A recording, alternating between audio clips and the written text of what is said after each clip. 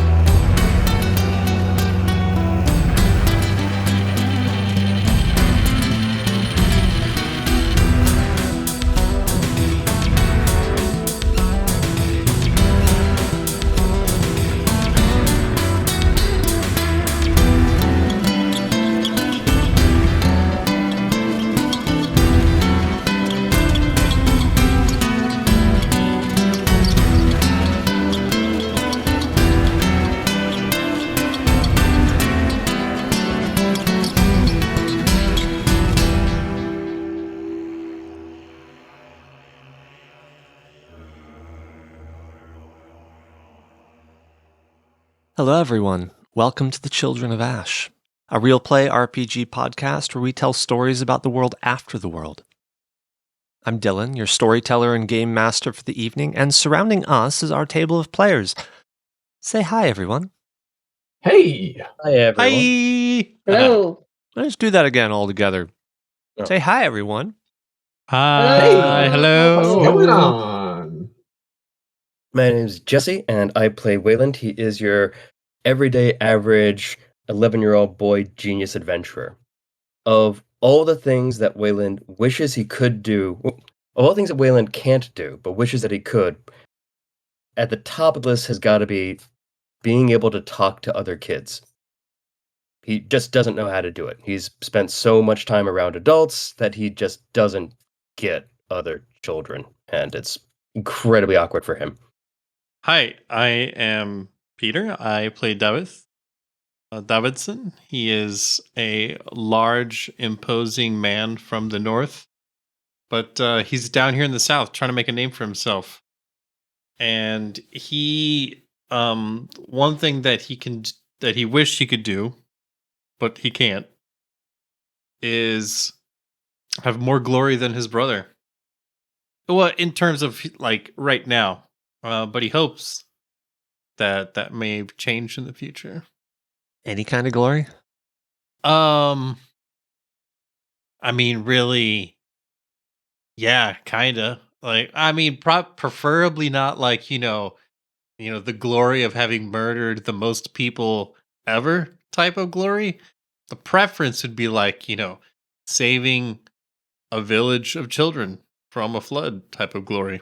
That would be the preferred glory. Step 1, acquire an entire village full of children. I 2, mean, flood the village. Yeah. 3, stop the flood. it's a perfect plan. Step 6, profit. Yeah. Jules?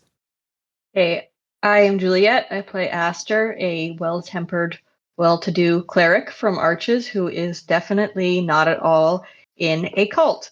They really wish that they had the chops to be a professional dancer, but they simply do not.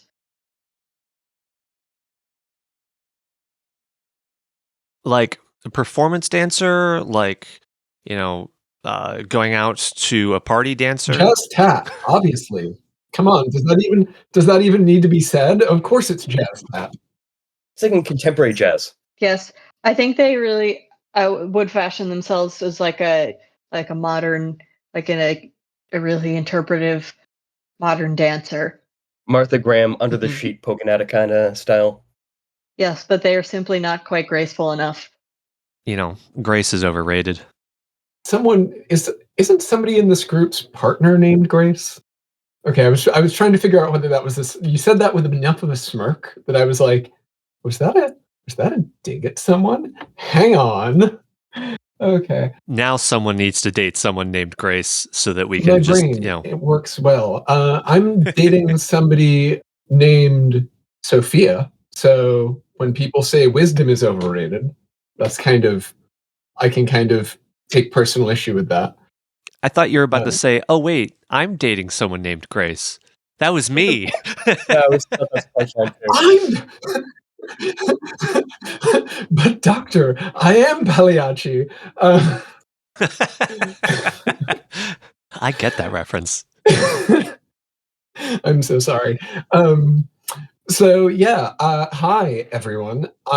In addition to having a profoundly malfunctioning brain, I am Valentine. I play Rez, or am I Rez and do I play Valentine?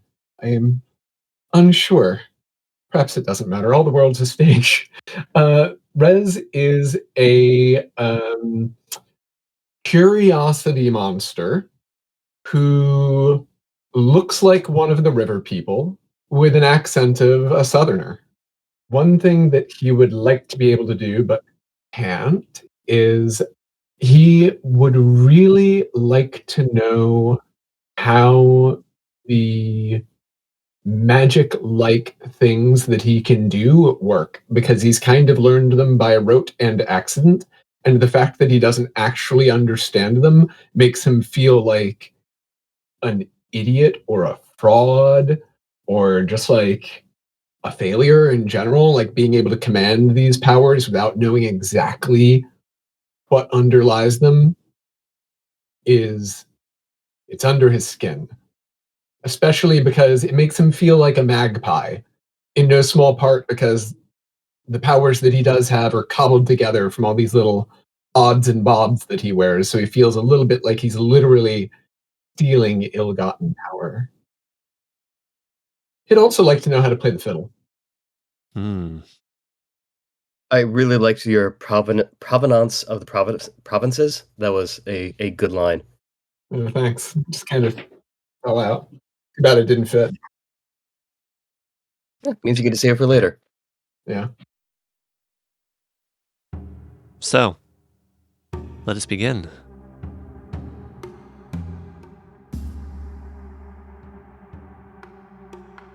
Last week, at the prompting of the bard known to you as Crow, you followed a lead to the Hunter's Lodge, a den of mercenary guides who brave the wilds in return for coin, in search of the men that Bazel Thrupp hired a year prior. After some carousing and underage drinking, you did manage to glean 3 things. Number 1. The 2 who had contracted with Bazel never returned. At least, not insofar as the lodge members seem to know. 2. Those who pursue the Mouth of Flowers typically end up broke and squatting in the ruins beyond the palisade. And 3. 10 months ago, prospectors were looking at the edge of these ruins, the place known as the Ruined Meadow. Setting the scene, because we left it mid-moment, you now sit across the table from Klaus. If you remember, the bartender who's basically prepared to look through the lodge's paperwork for traces of Bazel. Jan, a burly lodge member who you had befriended through drink. And Girtia, tank of a lady who remembers the contract that Bazel offered. 2 small bags of gold are on the table, recently placed there by one Wayland Thrupp. What are you doing? Wayland is feeling very clever at the moment. For getting this far, he's not thought beyond it. He is starting to vaguely realize that he doesn't really know how much money is in the other purse, but he's way too drunk at this point to like have those pesky consequences flooding his mind. He's sure this is the best fucking idea he's ever had. You know, I'm going to say... Actually, I am going to roll without you knowing. Okay. How much gold you pulled out of the chest, and therefore the total of gold that you would have on your person right now. Okay. I am going to roll 2d20, because I figure 15 that I know for a fact you had in your pack, plus whatever handful. That seems about fair. Before Wayland pushes this, does anybody else want to say what they're doing and all that? All right. So, Wayland's sitting across the table from these three. He's got his hands on both of them. And he says, in this bag, we have 13. In this bag, who knows? For all your information, you get to pick one of these bags. Klaus narrows his eyes, looks at you, reaches out, grabs both bags, holds them up, gives them a bit of a shake. Here's coins in both of them. Let's see if he can determine which one has more. This is something I know and you don't. Sighs, puts one down, takes the other. All right. I'll head back. I'll take a look at the paperwork. It's mostly all upstairs. Where can I find you once I know what we got? I give Rez a sideways glance. Like, where can you find us? We've got a room over at the inn. At the inn, like he said. That's where we are. Boarding house. Yep. Got a name for that room? Again, Wayland kind of casually looks over at Rez, like, because Rez did the actual booking, I think. Name's, the room is under the name Ren. Ren. All right. Stands up, begins to walk. I'll send a message when, if I find anything. All right. Thank you kindly. He heads back over to the bar and can't see what he's doing, but he's fiddling with something behind. Stands up, doesn't have the pouch in his hand anymore.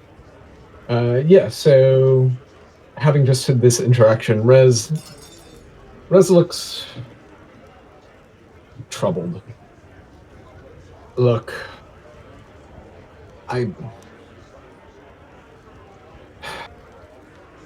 this doesn't pan through, I'll talk to my father or my brother or someone. They know everything that happens here. I've been avoiding them, but I can't leave without seeing them, so I can rip off the Band-Aid if there's no other way that we can start tracking down your dad. That's worth more than my baggage with my family. Wayland's heart is like swelling right now, which he would normally hide, but he's drunk, so it probably is pretty obvious. That's literally the nicest thing you've ever said to me. Don't look at me that way, kid. I'm not looking yet. And wipes his eye with his whole sleeve, trying to be inconspicuous, but in the most conspicuous way possible. But look, if this guy's got nothing for us, I don't want to make you do that. We can It's fine. I can't be all the way down here without seeing him, and if I had a dad worth finding, I'd want to find him too. So, all right. We'll go through mine who isn't. Okay. As a boring point of tabletop etiquette, yeah, Wayland does pick up the other purse. Like, he hasn't, left. Yeah. Okay. Yeah, I figured. Yeah, I wasn't sure if that was going to be one of those, 10 minutes later, we're out there and Waylon wants to buy some street food. And you go, you left the purse in there. But no, yeah. He definitely grabbed that and shoved it wherever one shoves a purse. So, Wayland, what do you make of this thing, the Mouth of Flowers? Does it sound like the kind of thing nobody here thinks it exists? What do you think? Is it the kind of thing that exists out in the world? The short answer is who knows. I mean, but it's definitely the kind of thing my dad would go after. When my dad left, we were desperate. We had no artifacts to work with to create something, to create anything, to create any new devices. I hadn't found Mr. Pushka or anything yet, and we were, underperforming. So my dad went out, and he was desperate. He's not a field guy. He is not the one who would go out for this sort of thing. But hearing about some great payday, some amazing device, yeah, he would absolutely have gone for it. Now, whether it's real or not, that I don't know. I kind of look at David, like, the stuff in the wild. All this. You've been out there more than I have. This is my first time outside. How many of these things turn out to be true? How many times when there's some great mythical thing that everybody's sure exists just over the damn hill or outside of the gate, how many times do those actually turn out to be there? More often than you'd like to. Oh, shit. I've spent only a few months, not very long in the grand scheme of things, outside the wall. And in that time, I've seen more things that I thought must be myth than I ever could have predicted. Well, I know this town and I know the woods around it. If there is something out there to be found, I've got to admit, it sounds like a lot of fun. Could we do it? Could we look for the Mouth of Flowers? What was that? Sorry, I was building that. I got birthday flowers yesterday. Valentine has a flower stuffed in his mouth. Wow. Is that a dahlia? You gotta do the whole character like that. I looked down at my notes briefly, look back up, and he's just also muscle toe. Birthday. Thanks. Yeah. So, sorry to make cutting that easier. Well, I know these woods better than anyone. Just about. I grew up around here. Is it worth looking for it? I mean, with your expertise and my knowledge, maybe we find this thing and we find your dad. I mean, I'm trying not to get my hopes up, but that's the best case scenario. I mean, let's see if this guy comes through with anything useful, and if not, then, I guess we head out the gate. We got those squatters who might know something, and yeah. So here's the rub, right? My dad and my brother might know something about where your father went or where he was looking. They know everything in this town, just about. But if they think we're looking for this thing, if they think we might find it, they're gonna keep tabs on us. So risk and reward, right? There's nothing that fascinates him more than these artifacts because they're the only thing he's not allowed to have. Mm. And if there's one of actual power,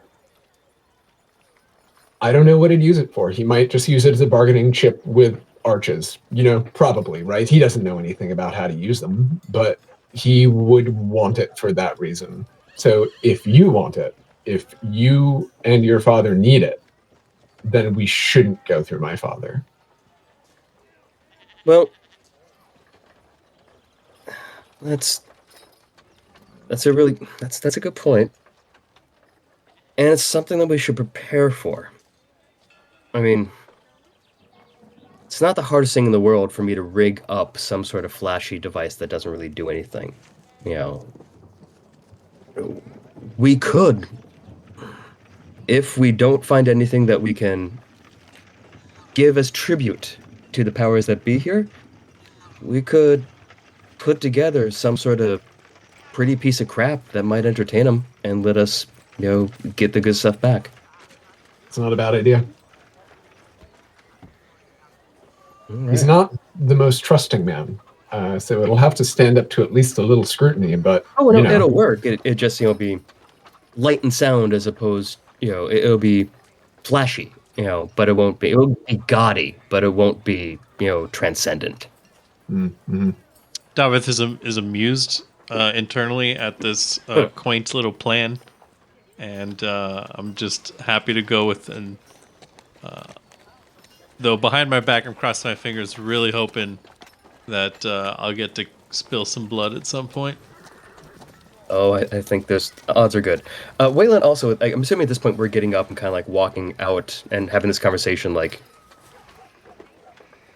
on the street, like we weren't in the sill sitting at the table. And that's all up to you.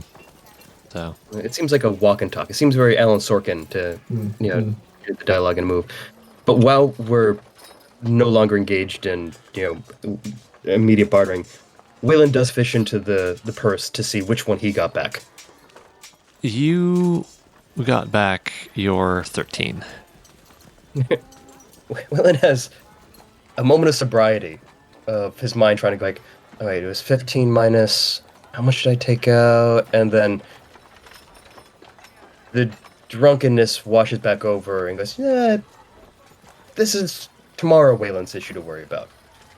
And stuffs the purse back. So what time is it? It is probably, it's around midday, early afternoon. All right. And this guy is supposed to get back to you at, what do you say, the evening? He very pointedly did not say, but he said he'd get back to you if he found anything.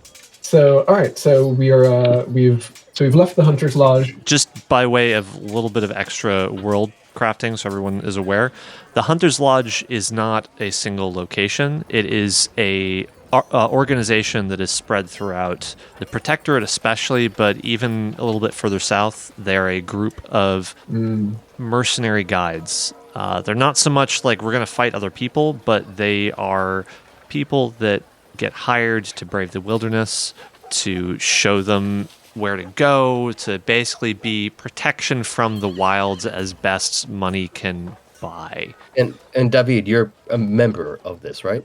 Yes.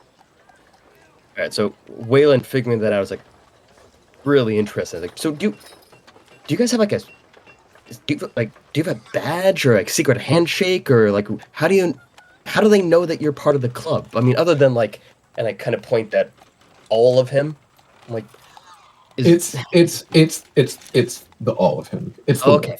It's the gestures at his general height. At the 6 foot long axe, like okay, yeah, that makes sense. You look into the other person's eyes, you lock gazes, and you can just know. Oh, that's so cool. You know. In a stage whisper to Wayland, it's the axe. All right, so we can go check the ruins outside of town. I used to play there as a kid. They're not too dangerous as long as you keep your head about you. Okay. Unless something's changed, or I can start talking to people in town. What do you want to do? How much do you want to keep this close to your chest? How much is this thing worth to you? So Waylon gets very serious for a second and looks at everybody, tries to pick the best person to ask, not axe. This isn't Futurama. And sidles up to The David. best person to axe. Yes. Looks at David's axe. Yeah. Saddles up to David and goes, so how long does drunk last? Cause I'm not really good for like anything right now. And I really, really need greasy food. Like the worst street meat, the better. Like in fact, I need to do that first. I need street food. You'll be good by tomorrow. Tomorrow? We gave him a portion of an ale. He'll be good in an hour. Let's just go get him some food and then be on our way. I think I definitely need food. Oh god. All right, so back to the boarding house. Open a tab. Get him some stew. Definitely, it is the best stew that he's never tasted as he inhales it. Wonderful. It's a thick, hearty, probably been there since last night. It is a tavern. It's probably a forever. What is it called? Forever stew. I all remember is in Song by Fire. It's Bowl of Brown, which is where they just keep adding to the same broth and keep it as simmers so it doesn't get too poisonous.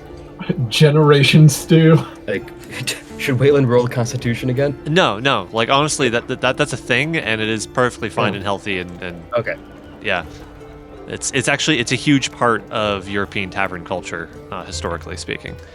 Is there'd be like the house stew that was just constantly going. All right. So yeah, if mechanically, when Wayland isn't poisoned, he'll be ready to go into the ruins. But he would clearly be persuaded to go before he's kicked the habit.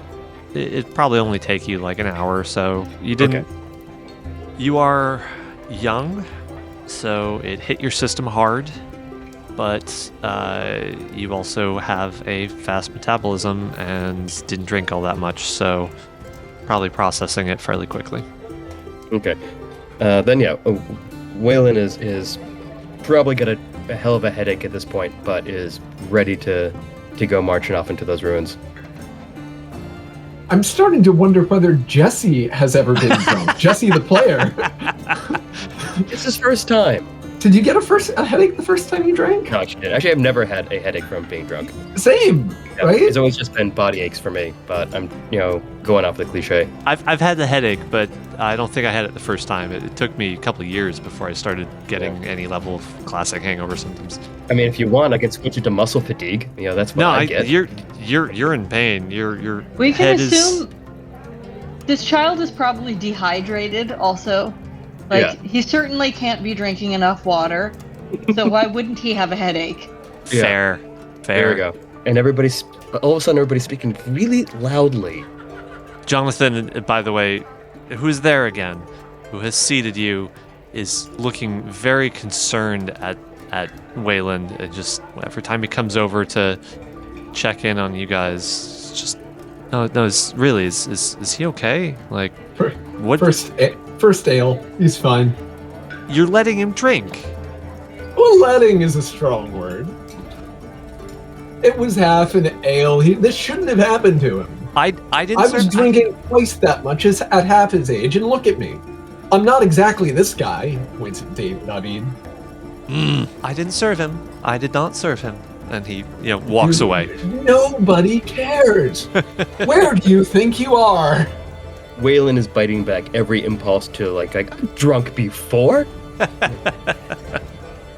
Just rumbling is Guildmaster. I get 2 butts of wine per month. I drank, just never drank. Have you ever seen a butt of wine? Do you actually know how much a butt is? Wait, does Wayland or does me? Because Wayland, yes. Wayland. I can't remember. A butt is 126 gallons. No, I know that. I was just jibing. Because you keep bringing up these butts of wine. Only antiquated terminology for a keg that I could remember. So it's a huge amount of wine. It's huge. Yes, it's a little bit more than a keg. Yeah, we're talking probably something more in the line of a hogshead. How much is a hogshead? A hogshead is literally the size of a hog's head. No, it's 63 gallons. A cask? Is there a standardized cask? Puncheon is pretty big too. A Tierce. Tierce is good. Okay. Tierce, hogshead, somewhere around there. Hogshead sounds so much better. That's a fun one. We are very, very far distracted. Okay, so because of the tides and not everybody retreating into the towns, all of the animals actually underwent a form of island dwarfism. So a hogshead is now a really reasonable amount of liquor. But only the hogs specifically here. Mm-hmm. No, that did not happen. That is stricken from the canon. Right. So Waylon like pushes his chair back. He's like, "So, are we gonna do this thing? Are we ready to go?" Let's go. I'm bored. And he jumps up, quickly walks to the door, then slows down and goes, "I don't know where we're going." Follow me. Wait, use the bathroom first, then follow me. Good call. Runs off. Goes back. Aster, what are you doing in all of this? I think Aster is exhausted and trying not to be seen with the drunk child, or at least draw too much attention to themselves with the drunk child. But yeah, they're going to be following as the group heads out. Drunken child has a lethal weapon and a giant biomech. I'm not saying this in character. I just think it's funny that we're all scandalized by this kid having half an ale when he has a murder bot. Also, it's fine. I mean, it's fine. I know ale was like 1% or 2% back then, but they probably were drinking a lot of it already. It wouldn't be this modern sensibility. Yeah. All right, so lead the way. I lead the way off into the ruins, taking every expedient shortcut that you can imagine, cutting through back alleys like they were main streets, never getting lost. Rez clearly knows this place. Is this just to get there faster, or is this to avoid someone or something? A little from column A, a little of column B, a little bit of showing off. Okay. So it's just kind of non-conscious. It's how we move through the city, like a fish in a reef. All right. Well, since no one is really actively looking for you, I'm not going to make you or anybody roll. So yeah, you progress through this town. It is not a city. And that's kind of one of the things that once again as you wander through it, Wayland, you're particularly struck by, you who've never left Arches before. This is a much smaller space. The alleys are bigger, the streets are wider, the houses are smaller. The closer you get to the palisade, the fewer houses are fully constructed and the more are just ruined foundations, bits of fireplaces and broken doorways. Waylon kind of looks at Rez and just goes, "Fun place to grow up." Isn't it great? I've never seen a place like it. It's just, Waylon is just kind of weirded out by there being this much space. Like a proper location kind of looms over you. You shouldn't have this much daylight. There should be buildings on top of buildings and windows and gantries and everything connected. And this much space just is a little bit unsettling. Yeah. You're always in the open. You get used to it. It's I feel claustrophobic in Arches sometimes. Even the other towns I've been to feel a little closed in. This was before I was born, but apparently this place was abandoned. Real weird story. Just an abandoned town with a working wall. My father found it and built the place you see before you. Like completely abandoned? Like there was a wall. And Well, there was a wall, but it wasn't on the river. There was the river that we pulled up on. Time was it was a dry bed. At some point it got flooded out. Yeah. And there there was remnants of a town and nobody in it? Yep, that's what they say. That's very strange. That is the coolest and creepiest thing I've ever heard. So this is a ghost town, and y'all decided to just build a new town on top of it. Hey, I didn't decide anything. Huh. Yeah, the story goes that the same flood that caused the river to run through Haven destroyed the wall of a nearby town and my father, the rescuing hero, sailed over in his little barges and brought everybody here. Huh. All right. They call it the Miracle of Haven. That's how it got its name. And everybody who was here just wasn't anymore. Nobody knows about how that happened. I'm sorry, I'm doing a bad job explaining this. I haven't told the story in so long. What happened was this town was found by my father totally empty. Well, it wasn't a town, it was ruined. It was like that. I point over to the empty part of it. Gotcha. And he built a little business here slowly, and it was never going to be a town because it wasn't on the river. He had to go through the wilds anytime he wanted to reach anything. He was mostly selling scrap and whatever he could find. And he was really just a junk merchant, if I'm being totally honest. Then there was a flood. The river changed course, and suddenly Haven was connected to the run. And it was that same flood season that flooded out Lee to the south, destroyed their wall. A bunch of folk became homeless, and my father saved them before the rivers retreated and the wild ate them. Your dad sounds like a pretty swell guy. Well, it did redound to his benefit, didn't it? Yeah. He's doing well for a junk merchant. Wayland is getting more and more spooked out. Do any of y'all remember the Looney Tunes cartoons with the murderous mice? Nobody? Okay. Well, like, one or two of their best cartoons are just like a ghost town where there's mice that are trying to kill Sylvester. And it's everybody on the podcast, or everybody listening to this has seen it, and they think it's brilliant, and they think the rest of you are just silly for having never seen this before. Uncultured swine is what we are. Exactly. It's a brilliant cartoon, but I was going to say, like, that's the kind of, like, he's starting to get a little paranoid, like, imagining creepy little things behind every single piece of rubble and all that. Yeah, no, looks at him. You're right to be spooked out. Most folk are. The one thing that nobody knows, as far as I know, is why anybody would abandon a perfectly good wall in the middle of the tide. We don't know when it happened. We don't know why it happened. Maybe they all killed each other. Maybe there was a deadly disease.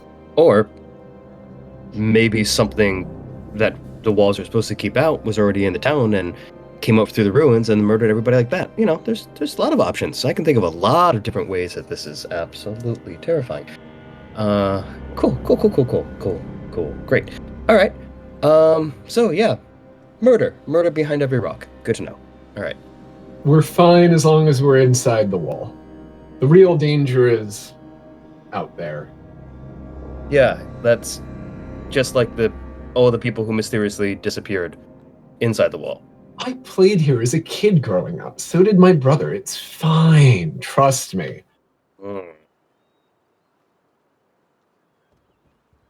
So, the ruined meadow is specifically a location beyond the palisade. So it is at about this time where you find yourselves at one of the palisade gates. They're lightly manned. A couple people just in the way, effectively.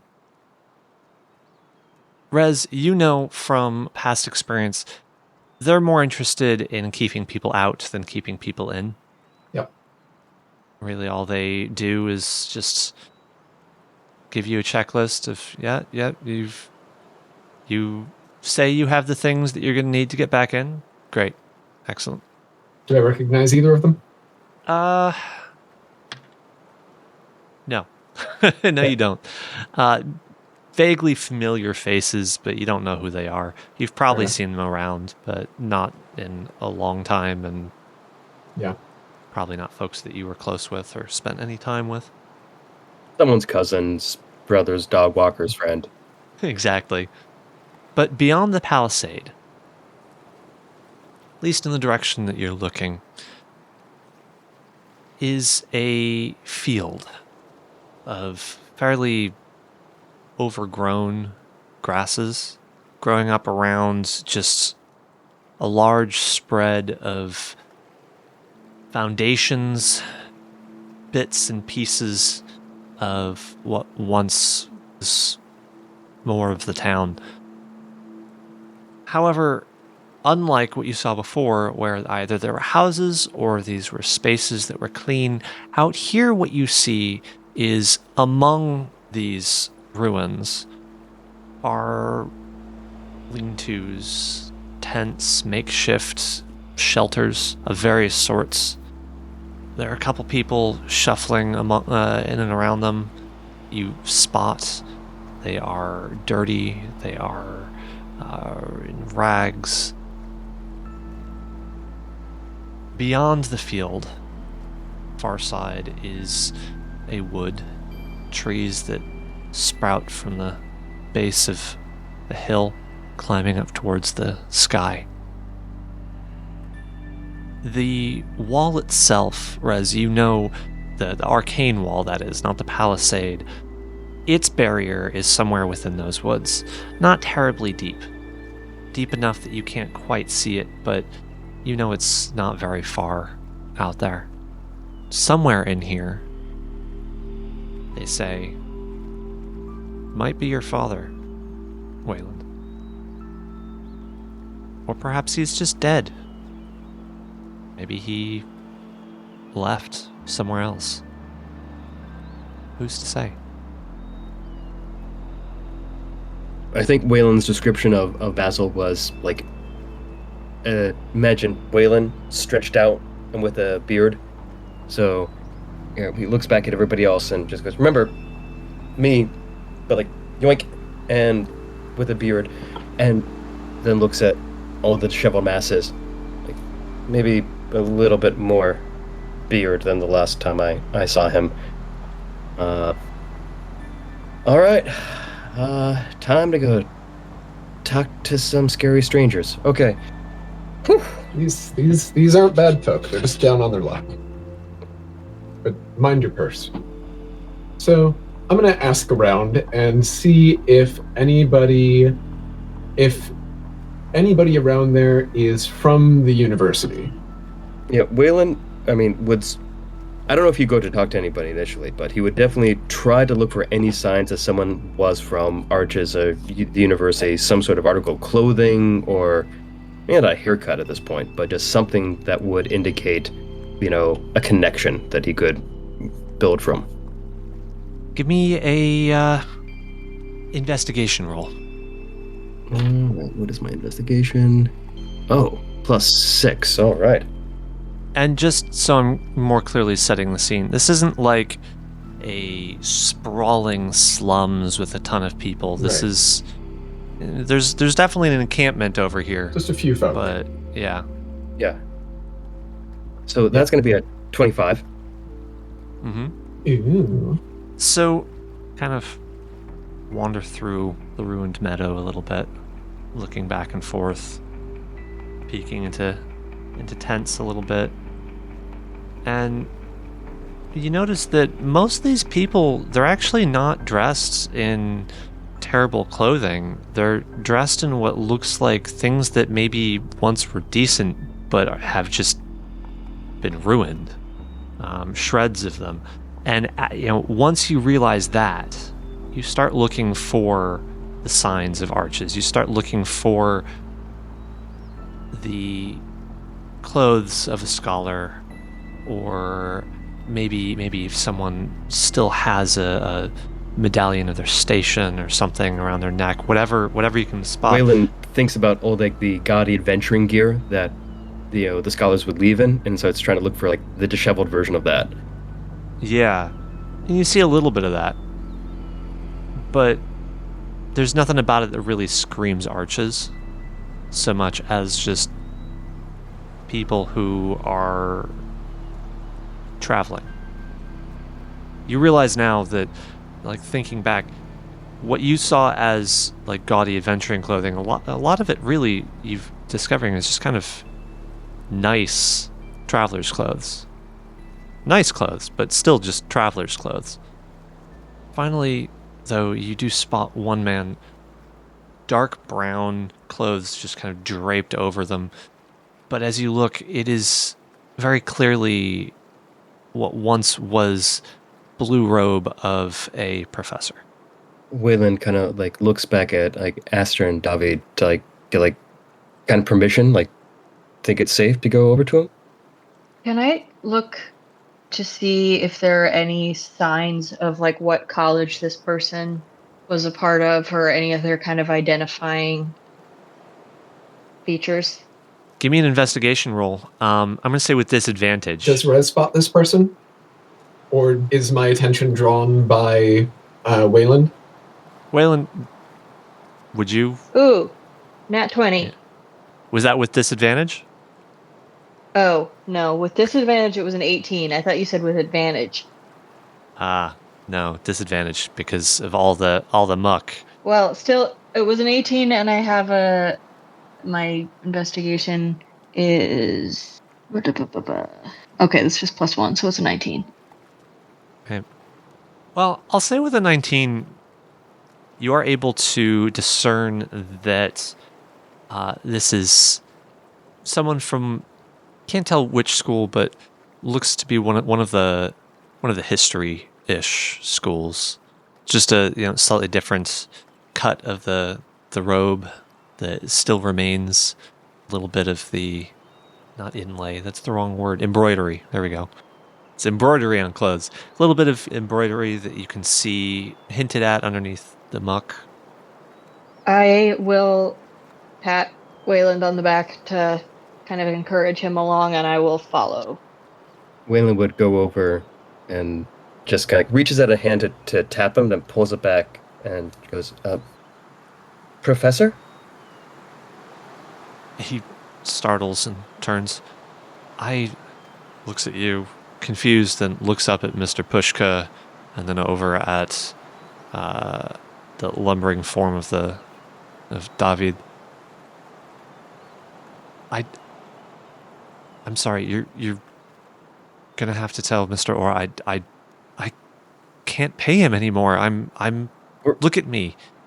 I'm sorry. I didn't mean to startle you. I think I must have given you the wrong impression. And I reach out my hand. My name is Wayland Thrupp. And then, with a little bit of arrogance, of the Thrupp Institute of Archaeotechnology? Looks side to side, looking around, seeing who else is here. Very slowly leans down to you. Kid, don't know what they got on you, but you gotta run. This is not. Go before you're in too deep. And he stands up and he looks over at David. And now you're bringing kids to do your dirty work. David smirks back. We're all of us, the lot of us, down from Arches. None of us are with Mr. Orr. Give me a persuasion check. Oh boy. 26. Oh. 26. He lets out a bit of a ragged breath. Ah, thank God. What are you here for? And can you take me with you when you leave? Waylon almost immediately says yes, but then has a moment of maturity and year ago, my father came down here and hasn't been back since. I'm trying to find my father. His father, his name is Bazel Thrupp. He was an important man. He was well respected up in Arches. If we can find him, we can get you out of here, no problem. What prevents you from leaving, Professor? Debt, Rez says before he answers. Yeah, that. What do you owe him? Too much. I'm sorry, that was a terribly personal question. But however much it is, if we can find Bazel Thrupp, if for no other reason than his connections my father would let you go out of gratitude for helping to find him. Bazel would have no problems pulling those strings. You know, favors mean far more to Mr. Orr than money.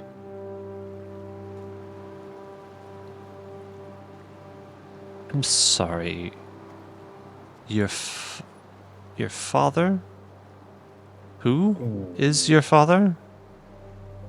Bazel Thrupp. Of the Thrupp Institute? Give me a deception check. Which one of us? I'm going to say Rez. For what? I didn't lie. No, you said that Orr was your father. That's what he was cottoning to. And then, Did I? Yeah, and then it sounded like you were Yep. playing dumb and make it seem like Basil was your dad too, which was a great, way to turn it. I am going to say with advantage because, you do have the actual son of Basil Thrupp supporting you here. That'd be hard to do better than that. I am rolling on fire today. I just rolled a 19 and a 20. Nice. God damn. On the most trivial roll. So, for a grand total of 26. So, completely bumbling into it, not even realizing that he has misspoken. Rez lies with the fluidity of the perfectly ignorant. And that's how I'm explaining that nat 20. The fluidity of the ignorant. I fucking love that. All right, that's up there with the provenance of the provinces. That's an episode title right there. The fluidity of the ignorant. Waylon's blood pressure just goes. The old man really is worth that much, isn't he? To me? I knew he had connections. You know my father? Most of us do, one way or another. Waylon kind of tries to contain himself. So he's here? Might say that. The only one of us who's not here out of debt. When was the last time you saw him? He was missing it was a year, right? A year? An entire A year. fucking year. It can't be this easy. Looks around. Hey Sam, he calls out. When was the last time you saw Mr. Thrupp? Sam calls back. I think I saw him this morning. I headed out toward the wood. Why? Oh, no reason. Some folks looking for him. They paying? No, they're not. No, they're not. But, kindness in my heart and all that. Oh. Sam turns back around. Professor, I'm sorry. Professor, what's your name? I should have. I was not polite. I should have asked that first. Let me get my name generator Sorry. going. No, it's okay. I should have known that this was going to happen. I'm Albertus. Professor, kind of pulls himself up a little bit more. Professor Albertus Branca. Albertus Branca, writing that one down. Fine, I'll write it down too. Jesus fucking Christ. But we're engaged in retaliatory, spiteful note-taking. I love it. Yeah, you're gonna roll build plan. I'm gonna fucking roll better than you. Okay, so I'm not gonna.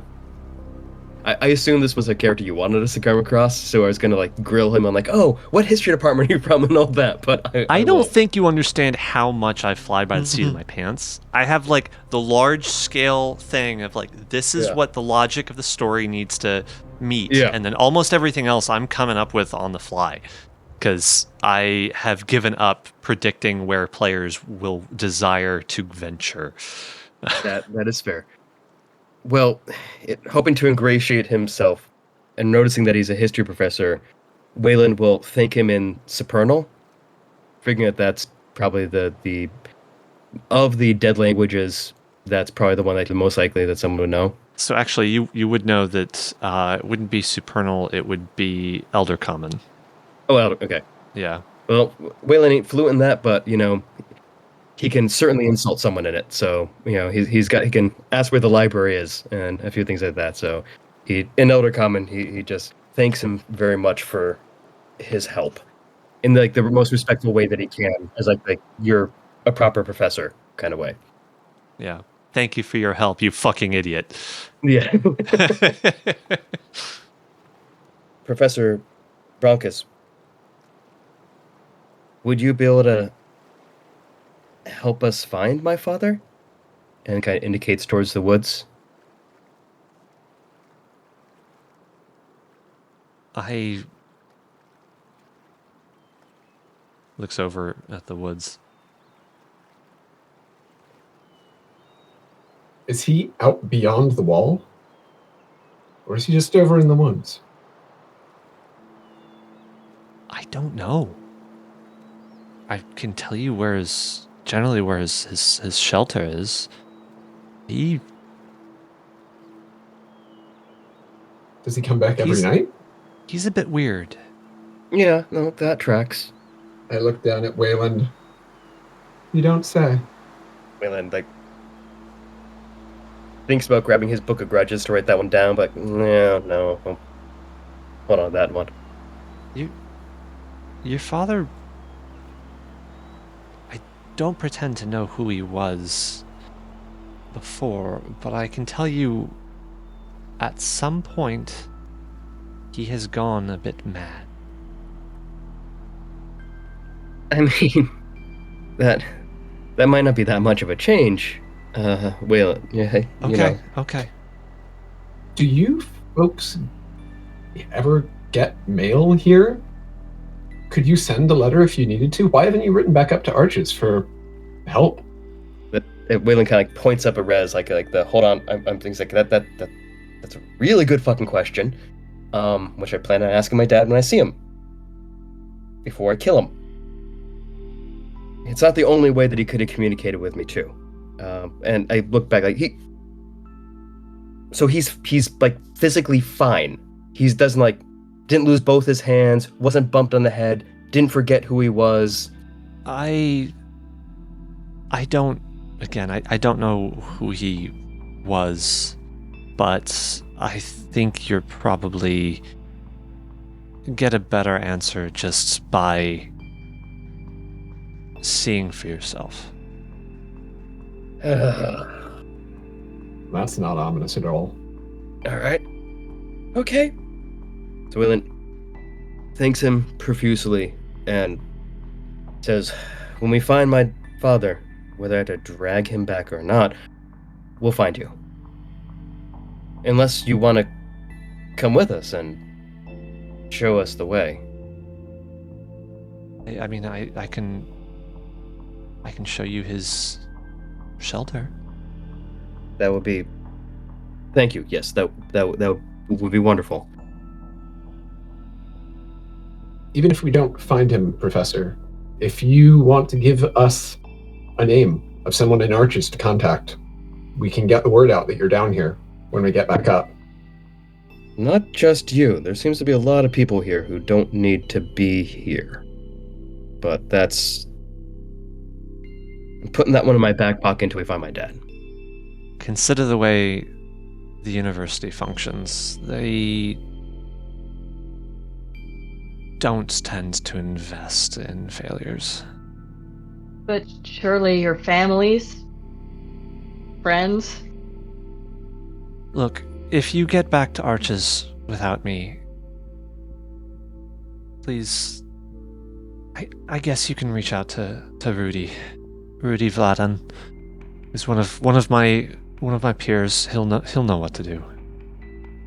But please don't bring my family into this. Understood. Of course. And hopefully we'll leave here with you. That is the dream. He sighs. All right, over to the shelter, to his hovel or lean-to or whatever. He leads you through the ruined meadow, in the general direction of the tree line, but not all the way there. Maybe 3/4 of the way. Still a couple 100 yards from the trees, and to a tent-like structure that is built into a corner of a ruin. The ruin itself, the corner goes up maybe 6 feet, 7 feet. It's still a short roof. The tent forms pitched against it. Around the outside, there's refuse. I mean, things you're seeing everywhere.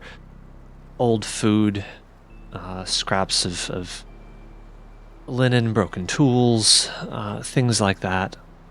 And inside, there isn't much of a flap, but there's a little bit. Once you lift it and go inside, there are old burlap sacks that seem to be filled.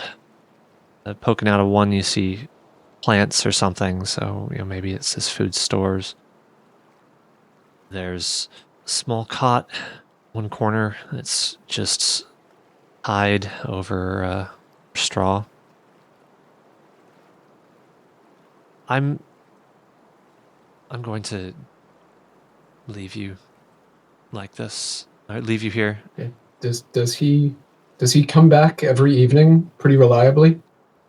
There isn't much reliable about Bazel, but he does come back eventually. All right. Thank you for all that you've done. Waylon reaches into his rucksack and pulls out something towards the bottom that he hasn't used in a while, and it's this little stone. And it's a stone that it's called a rocky talkie, a little knock stone. That he and his father had twin stones, and they could tap out a message, and the other person could feel it, and they had a little Morse code way of communicating, and that's what they had used up until a year ago. So Waylon takes it out, looks around the homestead apartment, looks around the hovel, and then just kind of taps out like a little testing hello kind of thing, which is waits to see if he hears the knock in the room. Give me a perception check. Perception is 4. All right. 16.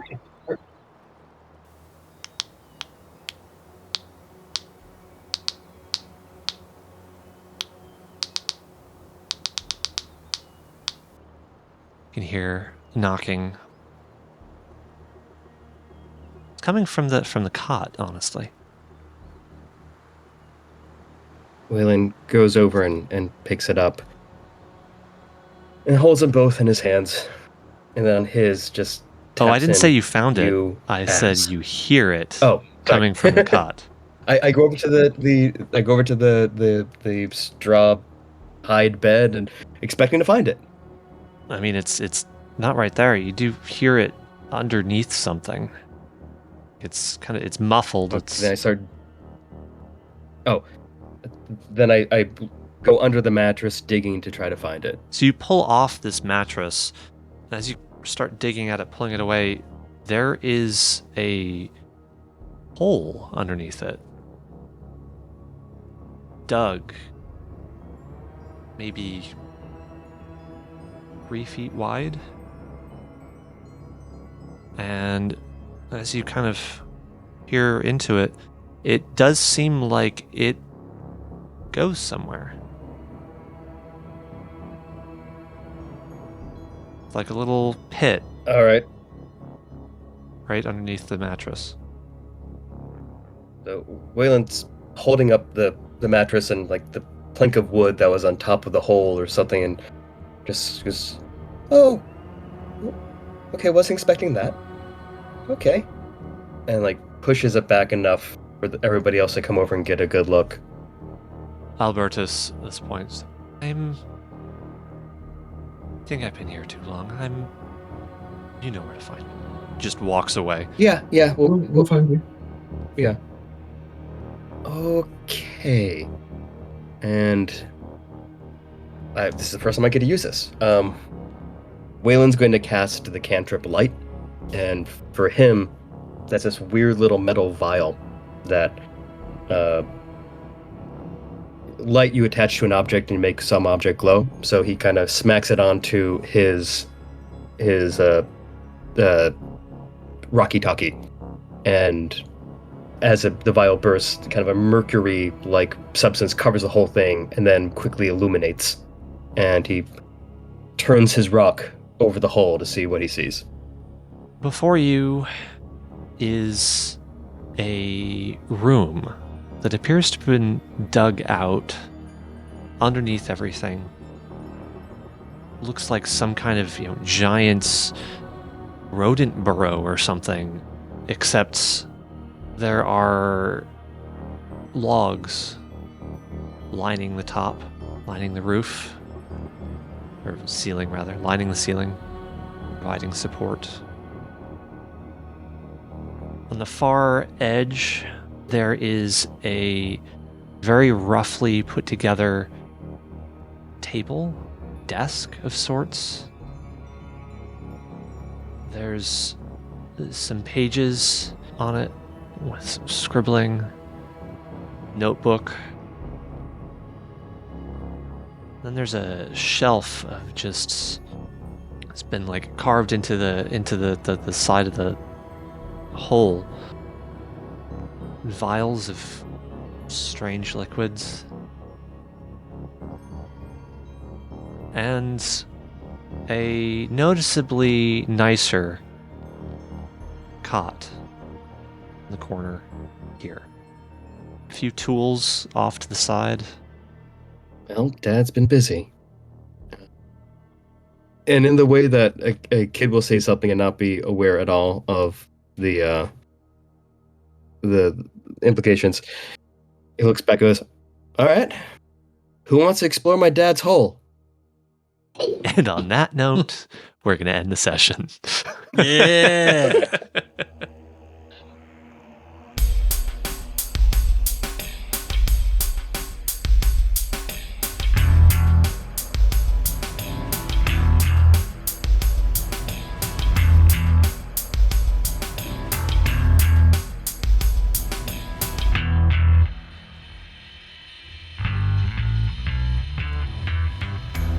The Children of Ash is Jesse as Wayland Thrupp, Peter as David Davidson, Valentine as Rez Orr, Juliet as Aster Morestes, and myself, Dylan, as your storyteller. This episode features sound design by Tabletop Audio, and our intro and outro themes were composed and performed by Fester Spunk. If you aren't already, come support us on Patreon or Ko-Fi. We would love it if you bought us a coffee, something to sip on during those cold nights along the Northern Run. Patrons get early access to episodes, a special title on the Discord server, and they help us pay for equipment and other things that provide you, the listener, with a better experience. You can also purchase early access to episodes as they come out, so you never have to wait any longer than anyone else. Finally, join us on our Discord server for sneak peeks, to chat with the cast and community, or to hang as we live edit episodes almost every other night. Links to Discord, Patreon, Ko-Fi, and our website can be found in the episode description. As always, we love you all so much. We'll see you down the line.